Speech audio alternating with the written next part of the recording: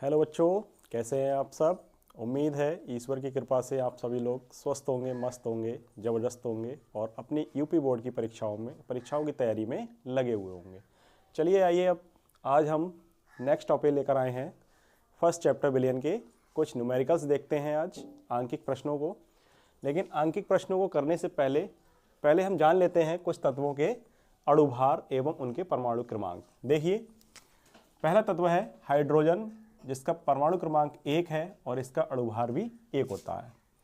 अगला है कार्बन, जिसका परमाणु क्रमांक 6 होता है और इसका अणुभार 12 होता है। ठीक है। इसी तरीके से अगला है नाइट्रोजन, जिसका परमाणु क्रमांक 7 है और अणुभार 14 होता है। इसके बाद ऑक्सीजन का परमाणु क्रमांक 8 और अणुभार 16।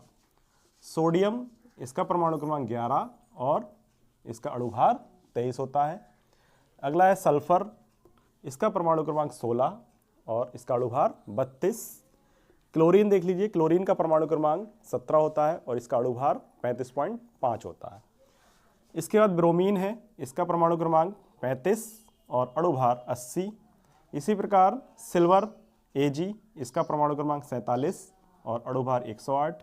आयोडीन का परमाणु क्रमांक 53 और अणुभार 127। इसी तरीके से एक और है बेरियम, इसका परमाणु क्रमांक 56 और अणुभार 137 होता है। ठीक है। तो ये कुछ तत्व हैं जो हमारे न्यूमेरिकल्स में यूज होंगे, प्रयोग होंगे, इसलिए इनको याद रखना आवश्यक है, इनके परमाणु क्रमांक और अणुभार। क्योंकि जब हम मोलों की संख्या निकालेंगे तो उनका फार्मूला जो होता है, मोलों की संख्या का फार्मूला ये देख लीजिए क्या होता है। मोलों की संख्या बराबर भार बटे अणुभार। ठीक है। प्रश्न में हमें जो विलेय पदार्थ होगा उसका भार दिए रखा होगा और उसका अणुभार निकालना है। ठीक है। अणुभार देख लीजिए, ये अणुभार होगा और भार हमें प्रश्न में दिया होगा। इस तरीके से जब हम भार में अणुभार से भाग कराएंगे तो हमें मोलों की संख्या प्राप्त हो जाएगी। ठीक है। चलिए आइए, आज हम जानते हैं मोलरता के कुछ न्यूमेरिकल्स। ठीक है। चलिए आइए, पहला प्रश्न देखते हैं। 5.8 ग्राम NaCl को 500 मिलीलीटर जल में घोला गया है, तो इस विलयन की मोलरता क्या होगी। ठीक है। तो यहां पर मोलरता का जो फार्मूला होता है, मोलरता बराबर विलेय के मोलों की संख्या, विलेय के मोलों की संख्या बटे विलयन का आयतन, विलयन का आयतन। ठीक है। ये लीटर में है। ठीक है। अब चूंकि यहां पर सवाल हमारा मिलीलीटर में दिया है, इसलिए इसका हम फार्मूला चेंज कर लेते हैं। और मोलों की संख्या का जो फार्मूला होता है वो होता है भार बटे अणुभार। इसलिए फार्मूला जो बन जाएगा, विलेय का भार बटे विलेय का अणुभार गुणा आयतन। जो विलयन का आयतन है प्रश्न में दे रखा है मिलीलीटर में, तो हम यहाँ पर मिलीलीटर में लिखेंगे और इसमें 1000 से गुणा करा देंगे। ठीक है। तो सबसे पहले हम विलेय का अणुभार निकालते हैं।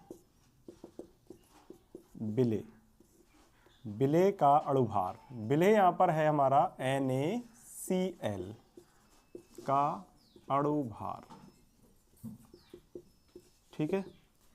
Na का अणुभार हमने बताया था ये होता है 23 और Cl का अणुभार होता है 35.5।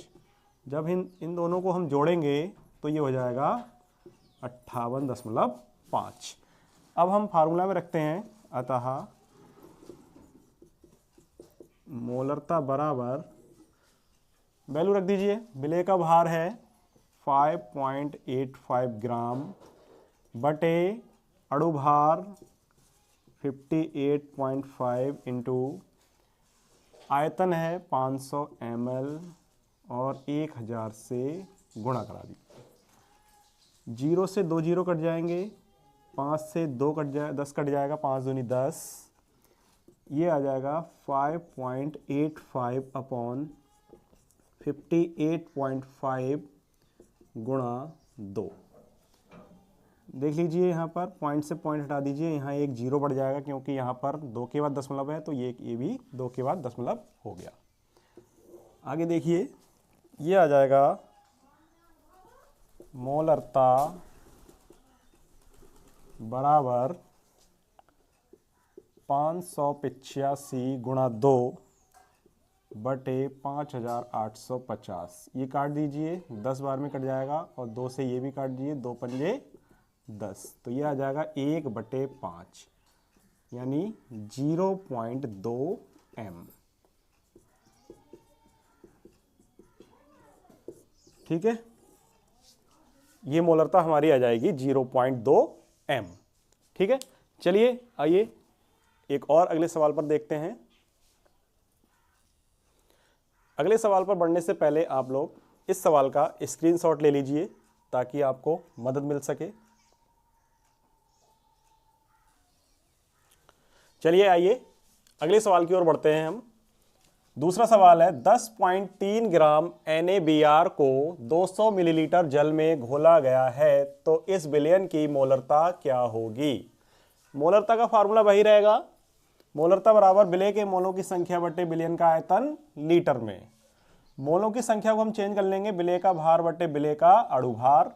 अब यहाँ पर सवाल में मिलीलीटर में दिया है, तो आयतन हम किस में लगाएंगे, मिलीलीटर में लगाएंगे और इसमें 1000 से गुणा करा देते हैं। ठीक है, अब हम जिस तरीके से हमने NaCl का अणुभार निकाला था उसी तरीके से हम NaBr का भी अणुभार निकाल लेते हैं। Na का अणुभार होता है 23 और Br का अणुभार होता है 80, तो इस तरीके से ये हो गया 80 + 23 103। अब इस मान को हम फार्मूला में रख देंगे। विलय का भार 10.3 ग्राम, विलय का अणुभार 103, विलयन का आयतन 200 ml और गुणा करा देंगे 1000 से। ठीक है, 200 से 1000 को काट दीजिए, 200 पंजे होते हैं 1000। ठीक है, यहाँ देखिए ये आ गया 10.3 गुणा 5 बटे 103। पॉइंट से पॉइंट हटा दीजिए, यहाँ पर क्या हो जाएगा, एक जीरो बढ़ जाएगा। ठीक है, आगे बढ़िए। मोलरता बराबर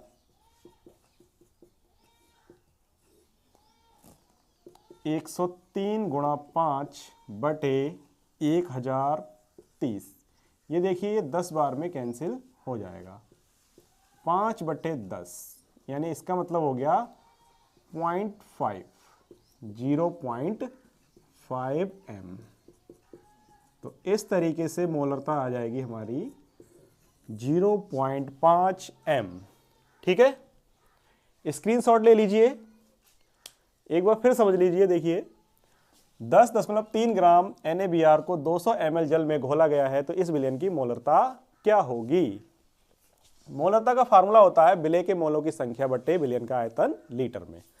मोलों की संख्या का फार्मूला चेंज करेंगे, विलय का अणुभार बटे विलय का भार बटे विलय का अणुभार, और आयतन मिलीलीटर में लगाएंगे। ठीक है, क्योंकि सवाल में भी मिलीलीटर में दिया हुआ है। मिलीलीटर में लगाएंगे तो फार्मूला में थोड़ा सा चेंज करेंगे, यहाँ पर 1000 से गुणा कराते हैं। ठीक, अब NaBr का अणुभार निकाल लीजिए, Na23 प्लस Br 80, ये दोनों को जोड़ेंगे तो 103 आ जाएगा। ठीक, मोलरता बराबर हो जाएगा विलय का भार 10.3 ग्राम और विलय का अणुभार 103, आयतन 200 गुणा 1000। 200 से 1000 को काट दीजिए, 5 बार में कट जाएगा, और यहाँ पर देखिए 10.3 गुणा 5 बटे 103। पॉइंट से पॉइंट हटाया, यहाँ जीरो बढ़ाया, यहाँ पॉइंट हटाएंगे तो जीरो बढ़ जाएगा। ये आ जाएगा 103 गुणा 5 बटे 1030। 103 से 1030 10 बार में कट जाएगा, ये आ जाएगा 5 बटे 10।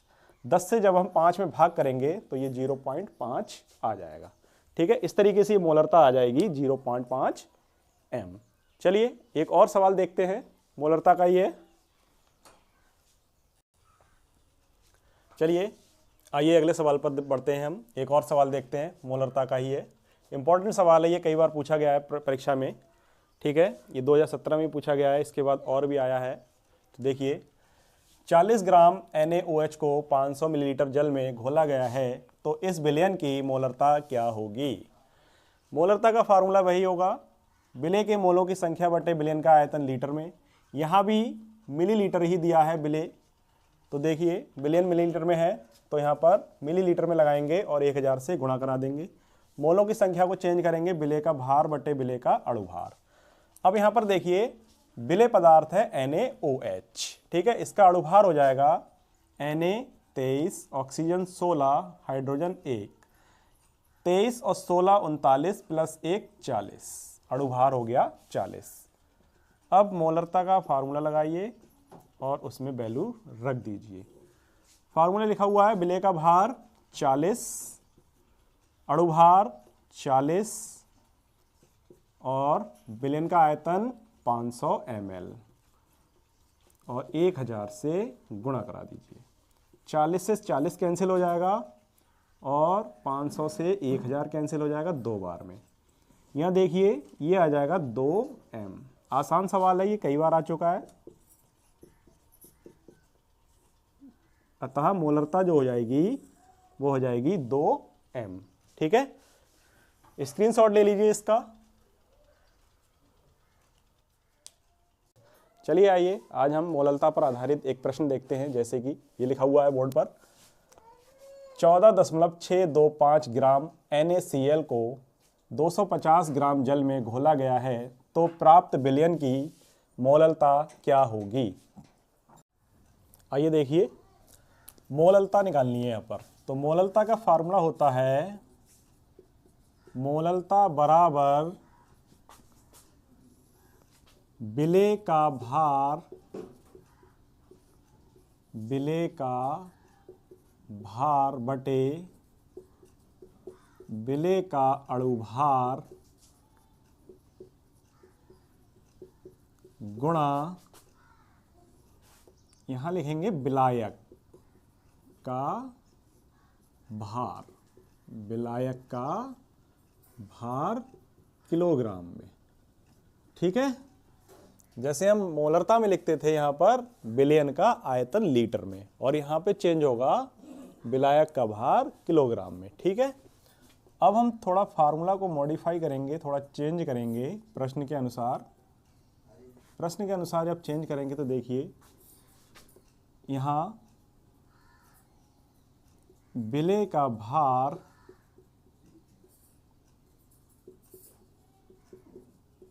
बटे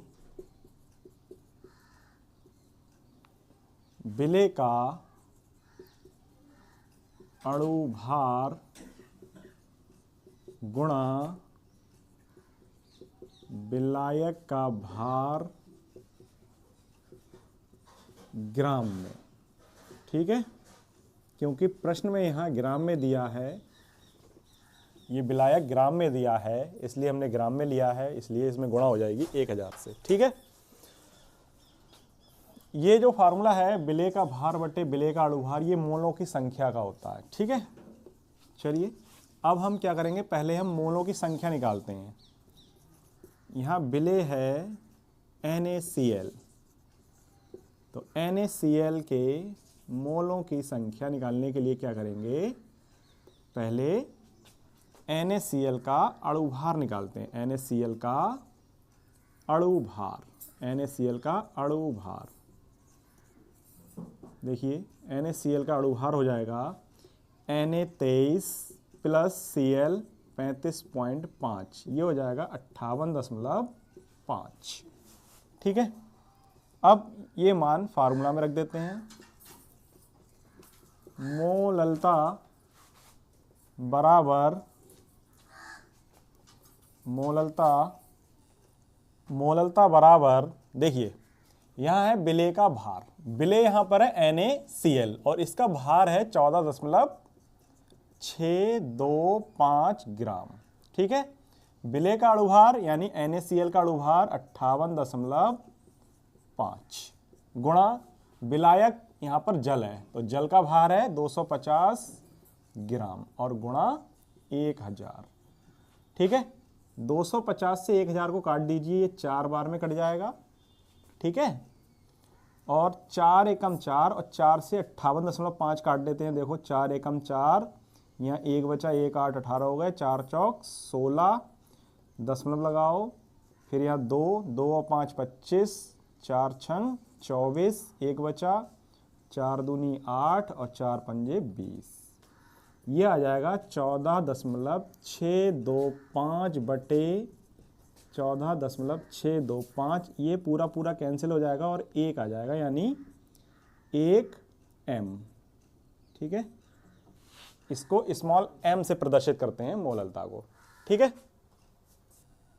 चलिए बच्चों इसका स्क्रीनशॉट ले लीजिए।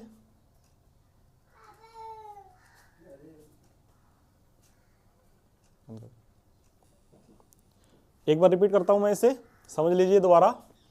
14.625 ग्राम NaCl को 250 ग्राम जल में घोला गया है तो प्राप्त विलयन की मोललता क्या होगी। ठीक है, मोललता का फार्मूला होता है विलेय का भार बटे विलेय का अणुभार गुणा विलायक का भार किलोग्राम में। चूंकि यहाँ पर सवाल ग्राम में है इसलिए हमने विलायक का जो भार है वो ग्राम में लेंगे और यहाँ 1000 से गुणा करनी होगी। ठीक है, इस प्रकार फार्मूला बन जाएगा विलेय का भार बटे विलेय का अणुभार गुणा विलायक का भार ग्राम में गुणा 1000। ठीक है, सबसे पहले हम देखेंगे विलेय, यहाँ पर NaCl है, इसका अणुभार Na23Cl 35.5, ये बराबर हो जाएगा 58.5। ठीक है, अब मोललता इसके फार्मूले में रख देंगे। विलेय का भार 14.625 ग्राम। ठीक है, विलेय का अणुभार 58.5। ठीक है, इसके बाद विलायक का भार, विलायक यहाँ पर जल है, जल 250 ग्राम है, गुणा 1000। 250 से 1000 काट देंगे, 4 बार में कटेगा, और 4 से 58.5 काटेंगे, ये 14.625 आ जाएगा। इस प्रकार 14.625 बटे 14.625 ये कैंसिल हो जाएगा 1 बार में और हमारी मोललता आ जाएगी 1 m। इसको स्मॉल m से प्रदर्शित करते हैं। ठीक है, चलिए बच्चों आइए अगले सवाल की ओर बढ़ते हैं। वेरी मोस्ट इंपॉर्टेंट सवाल है ये, वेरी मोस्ट इंपॉर्टेंट सवाल है ये, कई बार आ चुका है परीक्षा में, इसको तैयार कर लीजिएगा। यहाँ सेम सवाल है, बस वैल्यू चेंज की गई है। यहाँ ग्राम की जगह 11.7 ग्राम की जगह पर यहाँ 11.7 ग्राम कर दिया गया है 14.625 ग्राम की जगह पर। ठीक है, और यहाँ 250 ग्राम की जगह 500 ग्राम जल कर दिया गया है। ठीक है, देखो 11.7 ग्राम NaCl को 500 ग्राम जल में घोला गया है तो प्राप्त विलयन की मोललता क्या होगी। फार्मूला वही रहेगा, मोललता बराबर विलेय का भार बटे विलेय का अणुभार गुणा विलायक का भार किलोग्राम में। सवाल में यहाँ पर भी देखो ग्राम में दिया है, इसलिए हमने विलायक का भार ग्राम में चेंज कर लिया और 1000 से गुणा करा दीजिए। ठीक है, यहाँ भी विलेय पदार्थ हमारा NaCl है, सोडियम क्लोराइड, इसका अणुभार सेम रहेगा 23 प्लस 35.5 बराबर 58.5। ठीक है, मान लगा दीजिए विलेय का भार 11.7 बटे और विलेय का अणुभार 58.5 गुणा 500 गुणा 1000। 500 से ये कट जाएगा 2 बार में। ठीक है, 11.7 बटे 58.5 गुणा 2। ये देखिए यहाँ से पॉइंट काट देंगे तो ये आ जाएगा मोललता बराबर 117 बटे 585 गुणा 2। जब हमने यहाँ पर पॉइंट से पॉइंट हटाया है तो ये हो गया 117 गुणा 2 बटे 585। ये देखिए 117 से 585 5 बार में कट जाएगा। देखो 1 पंजे 5 और 17 पंजे 85। ठीक है, 5 बार में, और 2 बटे 5 आ जाएगा। ये आंसर आ जाएगा 0.4। पॉइंट बढ़ाएंगे, यहाँ 0 बढ़ जाएगा तो 5 चौक 20 और m। इस प्रकार मोललता जो हो जाएगी वो 0.4 m हो जाएगी। स्क्रीनशॉट ले लीजिए।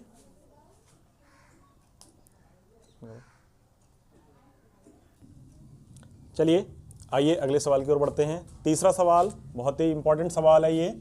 ये कई बार आ चुका है परीक्षा में, ठीक है। ये देखिए थोड़ा चेंज है सवाल लिखने का तरीका चेंज है, सवाल वैसे ही होगा। देखिए, भारानुसार 20% पोटेशियम कार्बोनेट विलयन की मोललता की गणना कीजिए। यहाँ अणुभार दे रखा है, सुविधा के लिए आपके लिए आसान हो जाएगा। यहाँ पोटेशियम का अणुभार 39, कार्बन का 12, ऑक्सीजन का 16 होता है, ठीक है। देखिए फार्मूला वही लगेगा, मोललता बराबर विलेय का भार बटे विलेय का अणुभार गुणा विलायक का भार किलोग्राम में। ग्राम में लगाएंगे तो ये फार्मूला हो जाएगा विलेय का भार बटे विलेय का अणुभार गुणा विलायक का भार ग्राम में और गुणा 1000, ठीक है। यहाँ देखिए पोटेशियम कार्बोनेट क्या है यहाँ पर विलेय, तो इसका सबसे पहले हम अणुभार निकालते हैं, ठीक है।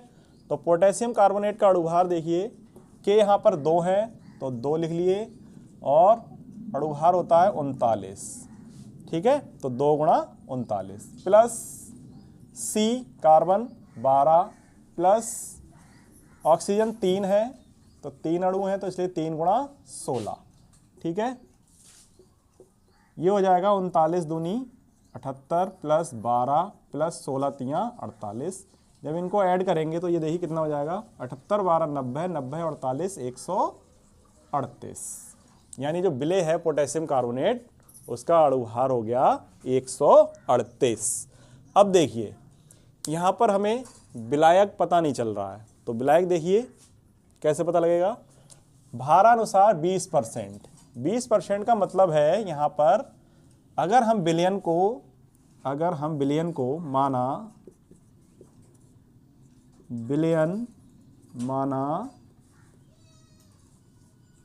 विलयन की जो मात्रा है, टोटल विलयन की मात्रा अगर हम मान लें कितनी 100 ग्राम, कितनी बच्चों 100 ग्राम, ठीक है।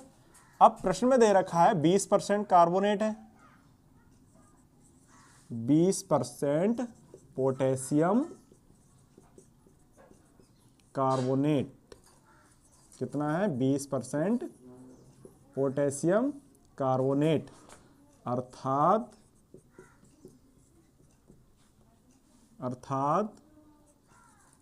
विलेय का भार ये हो जाएगा 20 ग्राम, ठीक है।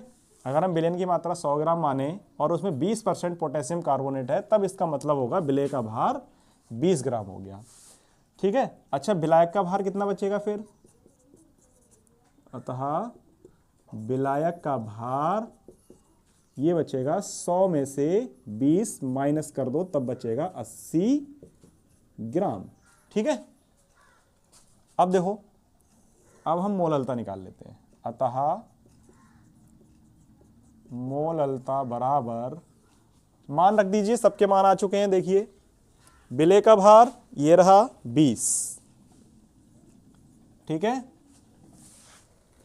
विलेय का अणुभार ये रहा 138, तो 20 बटे 138 गुणा विलायक का भार 80, ठीक है, और गुणा 1000, ठीक है।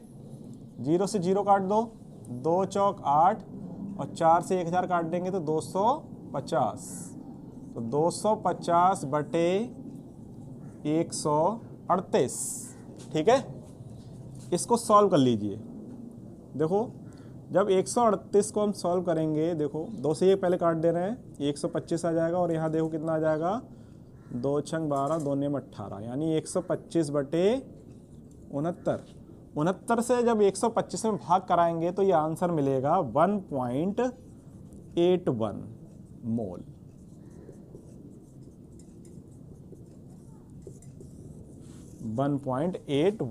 m, ठीक है, ये आंसर हो जाएगा हमारा, ठीक है। तो ये थोड़ा अलग सवाल था, देख लीजिए। 20% पोटेशियम कार्बोनेट का मतलब हो गया कि विलयन की मात्रा अगर हम 100 ग्राम माने तो इसमें 20% पोटेशियम कार्बोनेट अर्थात विलेय का भार 20 ग्राम हो जाएगा, और विलायक का भार विलयन में से विलेय घटा देंगे, यानी 100 में से 20 घटाएंगे तो 80 ग्राम हो जाएगा, ठीक है।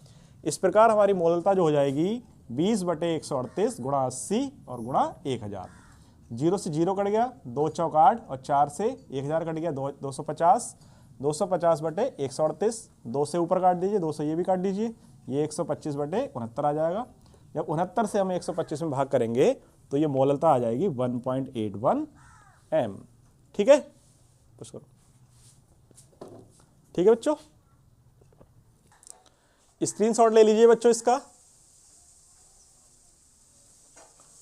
चलिए बच्चों, आज के लिए हम इतना ही रखते हैं।